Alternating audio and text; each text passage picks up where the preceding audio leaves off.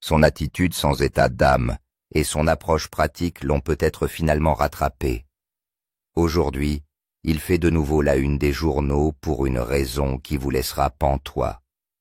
Dès le début, il était clair que Beats était destiné à quelque chose de plus grand que l'ordinaire. Sa passion, sa discipline et sa capacité à rester concentré sur son objectif étaient des qualités rares parmi ses pairs.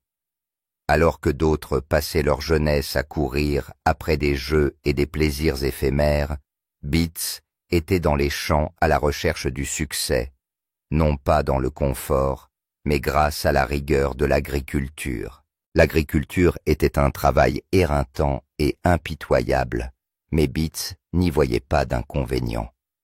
En fait, il le savourait. Il y avait une satisfaction tranquille à voir les fruits de son travail, prendre vie à voir le sol réagir à ses mains. Même les jours où ses muscles criaient d'épuisement, il avait la paix de savoir qu'il avait donné tout ce qu'il avait. Son père était lui aussi agriculteur, et en son absence, c'est le jeune Beats qui assurait le fonctionnement de la ferme. Ces longues heures de responsabilité ont forgé en lui la discipline et l'endurance qui allaient définir sa vie. À force de persévérance et de volonté, Beats est devenu un homme admiré, symbole d'une réussite durement acquise. Sa place dans la ruée vers l'or ne lui a pas été offerte. Il l'a creusée dans la terre à force de sueur et de détermination. Chaque progrès qu'il a réalisé est le fruit d'un refus d'abandonner quels que soient les obstacles ou les chances qui se dressent sur son chemin. Sa volonté de réussir sa fin, de laisser une trace, tout cela est devenu le feu qui brûlait en lui, suscitant l'admiration et parfois l'envie des autres. Il mettait tout son cœur dans chaque tâche poussée, non pas par l'appât du gain, mais par la fierté de voir les résultats naître de ses propres mains. Lorsque la tragédie frappe et que son père est blessé dans un accident, Beats est confronté à sa plus grande épreuve. Du jour au lendemain, tout le poids de la ferme repose sur ses épaules. Il devait commander des hommes 2 fois plus âgés que lui et s'assurer que le travail était fait sans aucune excuse. Dans ce creuset de pression, il a appris à garder son sang-froid, à rester calme, lorsque rien ne se passait comme prévu, à trouver une autre voie, lorsque les portes se fermaient. Les leçons qu'il a tirées de la terre et de la sueur lui serviront un jour bien au-delà des clôtures de la ferme familiale, au cœur impitoyable du monde minier. Au fil des années, sa confiance en lui s'est accrue, mais avec elle est née une soif d'aventure, une aspiration à une vie au-delà du rythme prévisible du labourage des champs. Il voulait quelque chose de plus grand, un nom, un héritage. Le destin, semble-t-il, répondra bientôt à cet appel. En chemin, il a rencontré une femme dont l'esprit correspondait au sien, motivée, audacieuse. Elle n'avait pas peur de rêver au-delà de l'horizon de leur petite ville hollandaise. Lorsque Beats l'a regardée, il a vu plus qu'une partenaire.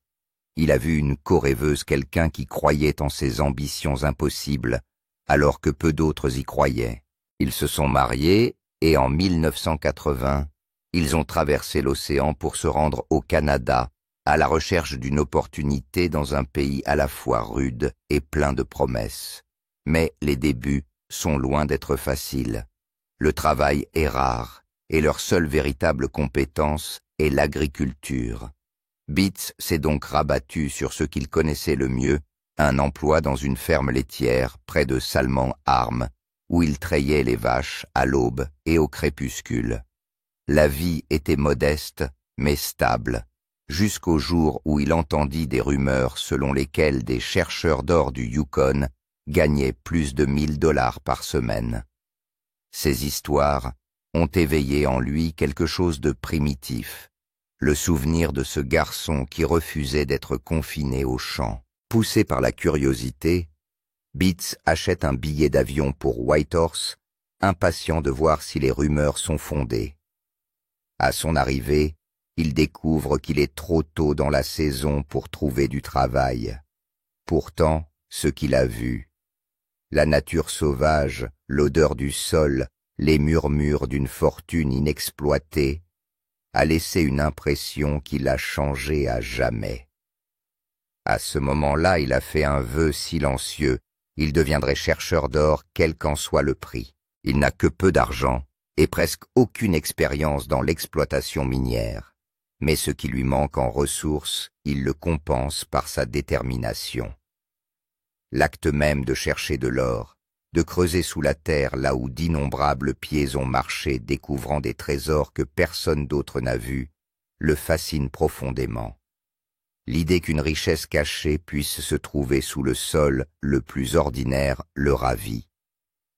Comparé au nettoyage des écuries, la perspective de creuser la terre pour trouver quelque chose de précieux lui semblait une libération.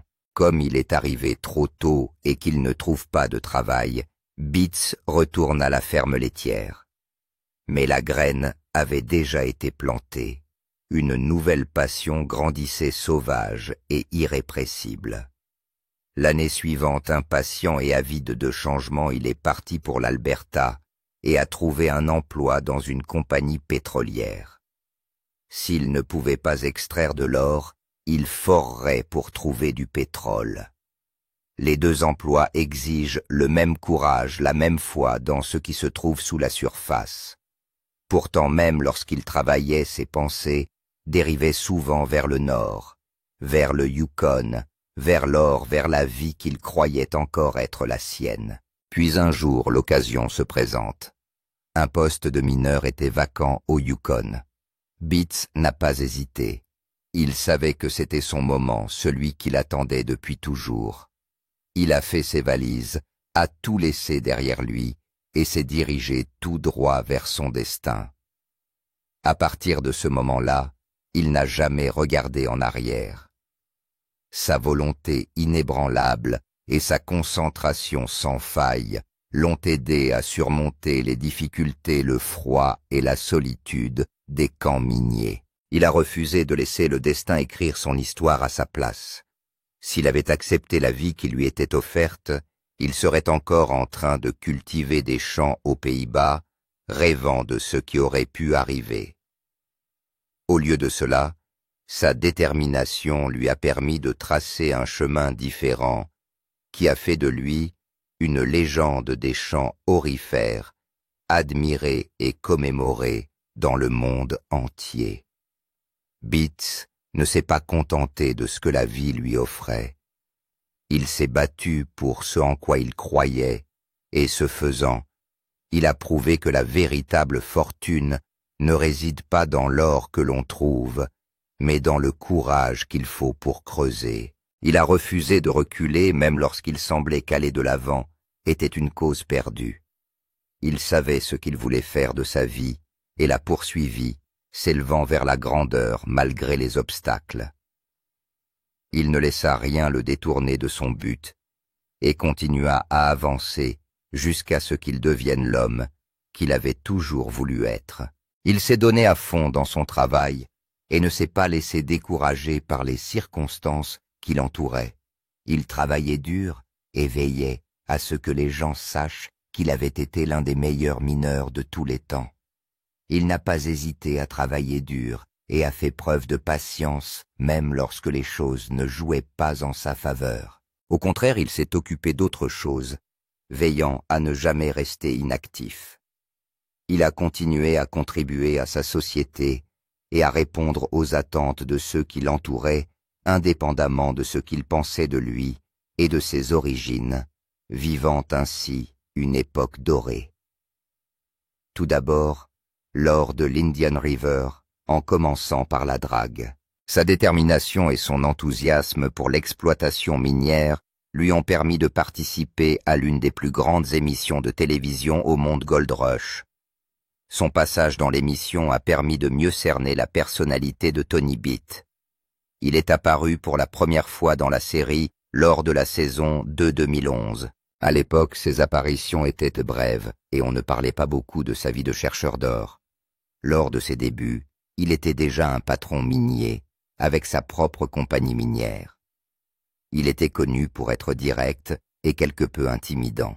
En 2011, il n'était pas encore un membre principal de la distribution, mais plutôt quelqu'un qui offrait des conseils et de l'équipement au Hoffman et occasionnellement à d'autres mineurs. Grâce à ses connaissances approfondies de l'extraction de l'or et de l'équipement, il est devenu une personne à qui l'on peut s'adresser pour obtenir des conseils faciles à mettre en œuvre. À l'époque, il préférait travailler dans les coulisses et avait réussi dans l'exploitation minière. Parker Schnabel, l'une des principales vedettes de la série, a demandé à Beats de louer sa concession sur Scribner Creek. Beats a accepté à condition que Parker lui verse 15% de l'or qu'il exploiterait. Ce fut l'une des meilleures décisions qu'il ait jamais prises. Au cours de cette saison, Beats a reçu environ 800 onces d'or en redevance pour un total de près d'1 million de dollars. Ce fut le point de départ d'une carrière fructueuse dans l'extraction de l'or pour Beats. Sans creuser lui-même, Beats a littéralement trouvé de l'or. Alors que d'autres seraient ravis de voir 1 million de dollars, Beats a décidé de voir plus grand. Il a pris tout cet argent et a acheté une luge vieille de 75 ans. Il avait l'intention de restaurer le traîneau et de commencer à extraire de l'or en masse. De nombreuses personnes n'étaient pas convaincues de ce projet. Les traîneaux étaient hors service dans l'industrie minière depuis un certain temps, et en réparer un nécessitait beaucoup de temps et de ressources. C'est également dans cet épisode qu'il a fait une apparition officielle en tant que membre de la distribution principale de Gold Rush.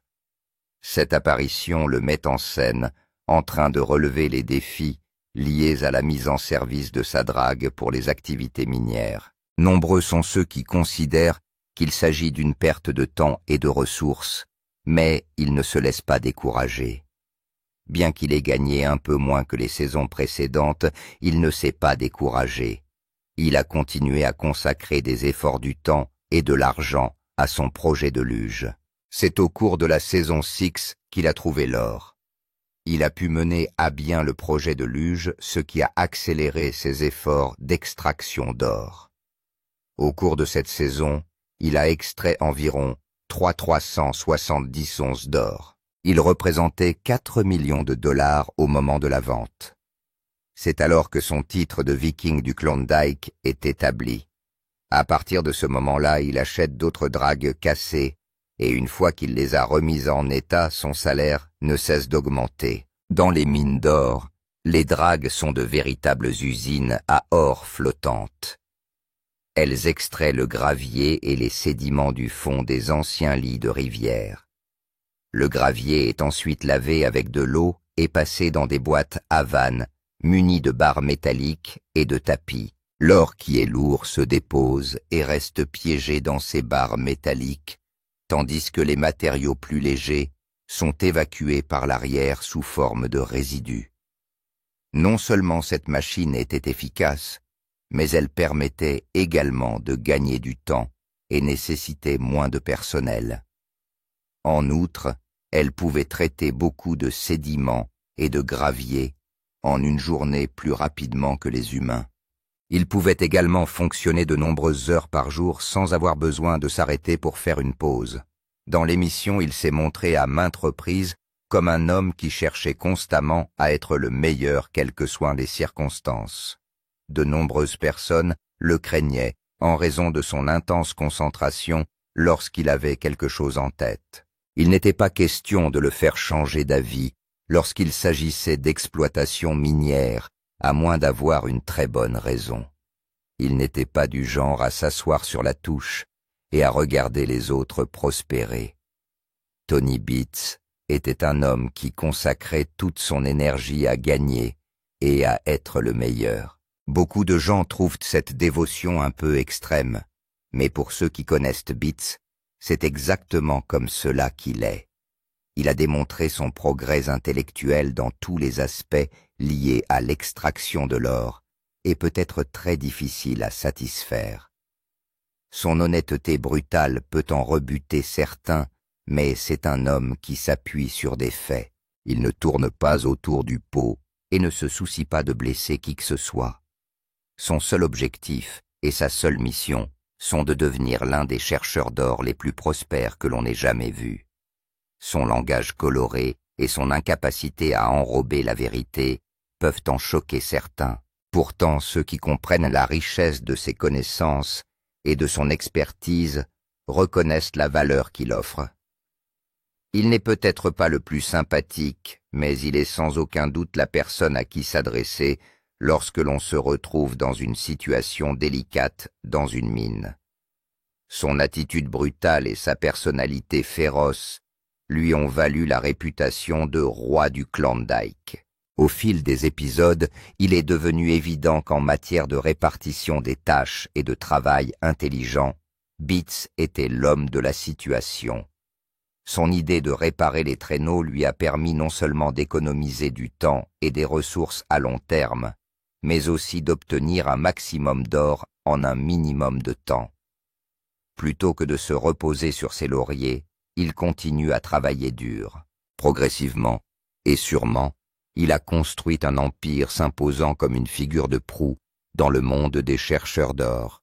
Il faut travailler dur et passer plus de 12 heures dans les mines, mais Beats adore son travail. Son objectif est de vivre son rêve et d'être le meilleur dans le secteur. Il ne se relâche pas et ne laisse pas ses employés se relâcher non plus. Il est ce que certains qualifieraient de dur et pousse aussi loin que possible afin d'être le meilleur dans son domaine. Il s'est imposé comme un homme de tête et ne tolère aucune forme de paresse ou d'indiscipline au sein de son équipe.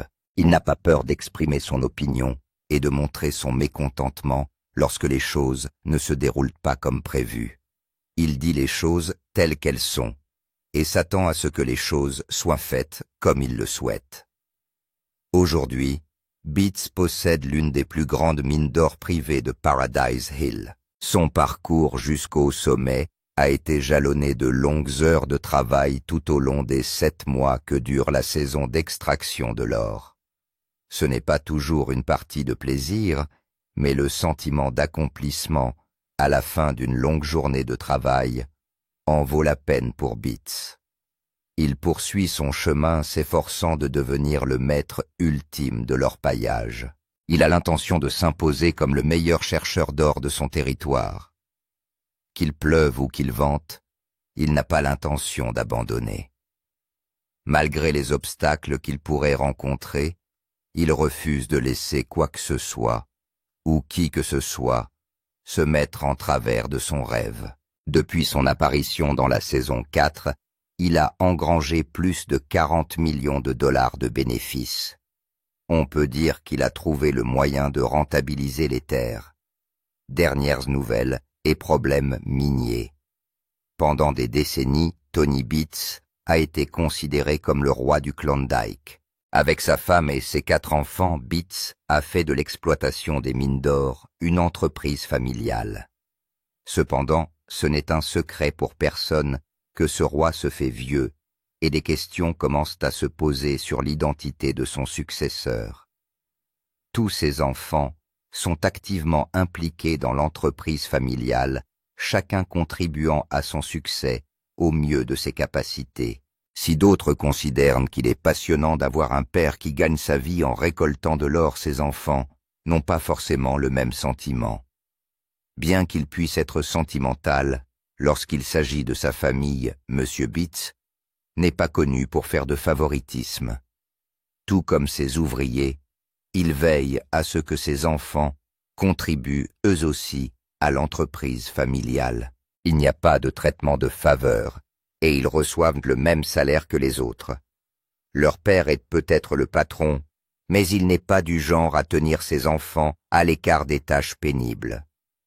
Tout comme lui, ils se salissent que les mains et travaillent 2 fois plus dur pour prouver leur valeur à l'entreprise familiale. Cependant, au fil des années, beaucoup se demandent si la star de Discovery n'envisage pas de prendre sa retraite. Bien qu'il soit encore relativement en forme, il est impossible de savoir ce que son corps a enduré au fil des ans en tant que mineur. Les longues heures passées dans des conditions météorologiques difficiles et le stress lié à la nécessité de rassembler son équipe pour qu'elle tire le meilleur parti de chaque saison ont dû faire des ravages au fil des ans. C'est du moins ce que nous pensions. Dans une interview accordée à TV Insider, Tony a révélé la plus grande nouvelle de l'histoire. Il n'en avait absolument pas fini. L'exploitation minière a été son rêve, et il n'a pas l'intention de partir si facilement. Pour lui, l'exploitation minière était un moyen de profiter de la vie, et c'est ce qu'il fait depuis 40 ans. Ce que nous considérons tous comme un dur labeur, c'est lui qui l'a vécu au mieux. Ce n'est peut-être pas une partie de plaisir, mais c'est la vie qu'il a toujours voulu mener. En 2025, Tony Beets a passé 4 décennies à exploiter des mines d'or. Tony est fier de l'entreprise familiale qu'il a créée avec sa femme Minnie. Cette entreprise a été la principale source de financement de la famille pendant des années et a permis de nourrir la famille pendant des décennies. Mais au-delà de cela, c'est un rêve qui se réalise pour Beets. Alors que ses enfants progressent à grands pas dans l'industrie minière, il rêve toujours de conquérir encore plus de terres au Canada. Pour ce qui est de l'avenir, il est optimiste. Il espère laisser à sa famille suffisamment de terrain pour qu'elle puisse poursuivre l'activité familiale pendant longtemps. Il a encore beaucoup à leur apprendre et ils ont encore un long chemin à parcourir en termes d'indépendance. Ce sont des enfants brillants et ces enfants, ils trouveront le moyen de s'imposer et pourront un jour prendre la place de leur père. Selon Beets, ce n'est pas le moment. Il a encore beaucoup de choses à accomplir. Il n'abandonne pas pour autant. Si la vie d'un mineur d'or peut être à la hauteur des espérances de Beets, il n'en reste pas moins que l'extraction de l'or est l'un des métiers les plus difficiles à exercer au monde. Selon M. Beets, lui et son équipe travaillent 12 à 14 heures par jour, souvent dans des conditions météorologiques difficiles pour tenter de trouver des onces d'or. Ils sont également confrontés à des pannes constantes, les machines cédant au moment le plus inattendu, ce qui entraîne des pertes de temps et d'argent. Il y a aussi la course contre la montre. Dans Gold Rush, vous avez jusqu'à la fin de la saison pour extraire le plus d'or possible. Selon M. Beets, l'extraction de l'or est une opération pratique. Si vous n'êtes pas sur le terrain tous les jours pour surveiller l'équipement et les membres de l'équipe, vous pouvez tout aussi bien faire vos valises et rentrer chez vous, car vous risquez de ne rien obtenir. 7 jours sur 7 et des heures durant Beets pousse son équipe à obtenir ce que la Terre a de mieux à offrir. Malgré ses efforts héroïques, le succès n'est jamais garanti. Le sort du mineur est entre les mains du sol. Dans une interview, Bright explique que les mineurs sont à la merci du sol. Certaines années, ils pensaient être sur un bon terrain, mais à la fin de la journée, ils se retrouvaient à lutter pour survivre. Pour un mineur, le sol détermine toujours son destin. L'un des avantages d'être propriétaire de son exploitation est la possibilité d'employer des membres de sa famille. Chaque saison, Beets travaille avec sa femme Minnie et 3 de ses 4 enfants adultes. Selon plusieurs sources, Beets est un homme difficile à satisfaire. Ayant toujours une approche pratique et une attitude sans état d'âme, il ne rate jamais une occasion d'inculquer à ses enfants l'importance du travail et de l'assiduité. Selon la légende minière, il y a 3 sortes de personnes dans le monde. Ceux qui font bouger les choses, ceux qui attendent que les choses se passent, et ceux qui se demandent ce qui vient de se passer. Il existe également des problèmes liés à l'obtention de licences spéciales pour mener des activités minières spécifiques. La vie d'un mineur est différente de celle des autres personnes. Son travail consiste à parcourir la terre à la recherche de minéraux précieux. L'argent est sous terre, il lui suffit de trouver un moyen de le récupérer. Cependant, certaines de leurs méthodes sont quelque peu extrêmes et s'ils ne font pas attention, ils pourraient être accusés de violation de l'environnement. Pendant longtemps, Beats a évité les complications. Un incident a failli lui causer bien des soucis. En 2017, des rumeurs ont circulé en ligne, selon lesquelles il aurait été condamné à la prison à vie en raison de certaines violations de l'environnement. Bien que ces rumeurs n'aient pas été fondées, il a rencontré quelques problèmes juridiques. Betts a été inculpé pour des violations de l'environnement commises lors de la ruée vers l'or. Les accusations portaient sur une violation de la loi sur les eaux du Yukon, après que Beats a permis que de l'essence soit versée sur un étang de dragage qui a été incendié. Cet acte n'a pas été bien accueilli par le département des eaux du Yukon. Cependant, au lieu d'une peine d'emprisonnement à vie comme l'affirmaient certaines sources, il a été condamné à une amende de 31 000 $ et a dû faire face à d'autres conséquences, notamment des obstacles à l'obtention d'une licence d'exploitation de l'eau. Il n'a cependant pas été condamné à une peine de prison. Au lieu de cela, Betts a été contraint de payer pour le nettoyage et a eu des difficultés à obtenir une nouvelle licence. Il s'agissait d'un obstacle sur son chemin, mais il a tout de même pu poursuivre son exploitation minière. Il n'est pas le seul personnage de la série à avoir connu des problèmes juridiques. L'équipe de la ruée vers l'or du site minier de Todd Hoffman a également fait l'objet de poursuites judiciaires au motif que son exploitation minière causait des nuisances et affectait les résidents. Et, bien que le tournage de la ruée vers l'or dans la région ait donné un coup de fouet à l'économie de la ville, les habitants ont eu du mal à supporter le bruit et la surveillance. Le procès a conduit Hoffman et son équipe à plier bagages et à quitter complètement la ville. Finalement, que ce soit à cause de l'incident ou pour d'autres raisons non divulguées, Hoffman a quitté la série. Comme si les problèmes juridiques ne suffisaient pas, Beats et les autres membres de l'équipe doivent également faire face à des conditions météorologiques extrêmes.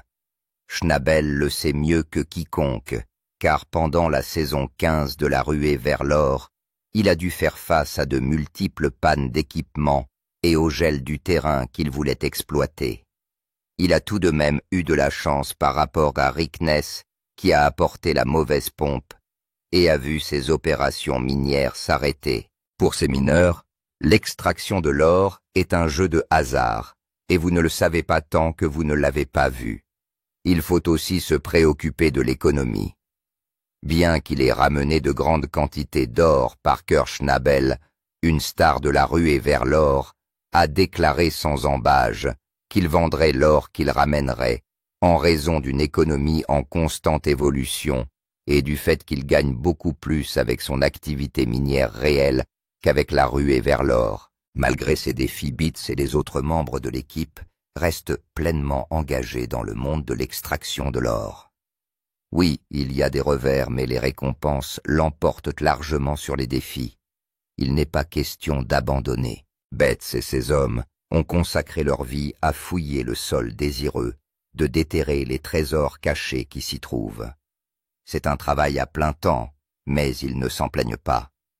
En fait, pour des gens comme Beats, c'est soit l'extraction de l'or, soit rien du tout. Il a fait preuve d'une intelligence et d'une bravoure remarquables au cours de sa participation à l'émission. Sa détermination a rendu sa dévotion à l'exploitation minière encore plus intéressante. Quand d'autres abandonnaient, Beats tenait bon et restait jusqu'à ce qu'il obtienne des résultats. Son histoire est celle d'une persévérance et d'une volonté de réaliser un rêve si forte qu'elle a changé son destin. D'autres diront qu'il est téméraire ou déraisonnable, mais son refus constant d'abandonner est ce qui a fait de lui l'une des forces avec lesquelles il faut compter dans le monde de l'exploitation minière. Son esprit inébranlable est l'une des qualités qui lui ont permis de réussir là où d'autres ont échoué. Gold Rush est de retour pour sa 16e saison, et le roi du Klondike, Tony Beats, ne ralentit pas. Il a atteint 500 000 $ d'or en une semaine au début de la saison. Les choses s'accélèrent dans la nouvelle saison et Beats est toujours aussi fort. Discovery Channel vient de fixer la date de la première au vendredi 7 novembre. Les mineurs sont à la recherche de 100 millions de $ d'or cette fois-ci, alors que les prix montent en flèche et que la concurrence atteint de nouveaux sommets. Ses enfants suivent également ses traces et s'efforcent de préserver le nom de la famille. Son fils aîné Kevin Beats prend la relève cette année, espérant doubler son total d'or et prouver qu'il est prêt à diriger sa propre entreprise. Cependant, même les mineurs chevronnés savent que le Yukon ne donne pas de seconde chance. Des décisions difficiles seront prises et les mineurs devront prouver que la terre les a favorisés. Pour Betts, il s'agit de s'assurer qu'il reste l'un des meilleurs du secteur et de s'efforcer d'être un meilleur mineur que la saison dernière. Il devra utiliser tout ce qui lui reste pour atteindre l'objectif des 100 millions de $ et prouver qu'il est l'un des plus grands investisseurs de tous les temps. Ce ne sera pas facile, mais Beats est connu pour relever les défis. Il ne reculera pas et fera tout ce qui est en son pouvoir pour réussir.